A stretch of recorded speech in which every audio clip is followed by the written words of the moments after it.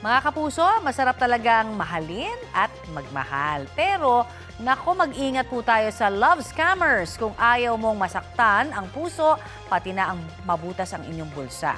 Sa datos kasi ng Cybercrime Investigation and Coordinating Center, 15 na ang nag-report na nabiktima sila ng love scam nito lamang pong Enero. Kung kailan papalapit na nga ang Valentine's Day.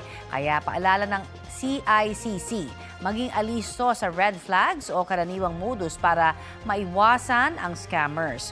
Una na riyan ang sad boy o sad girl. Idadaan ka sa paawa effect pero pera lang talaga ang habol. Meron din ho yung tinatawag na seducer. Man o woman of my dreams ang profile pero poser naman pala. Hihingan ka pa ng private pictures at videos na kalaunay gagamiting pang blackmail. Ingat din po sa mga tinatawag na investors. Kunwaring mga afam na alok ay instant yaman. Next sa listahang red flag, ang servicemen na nagpapanggap bilang uniformed personnel.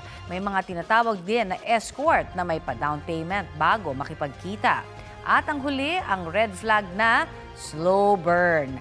Playing the long game sa pagkuha ng iyong tiwala hanggang sa ipon mo na ang sunod na target niya.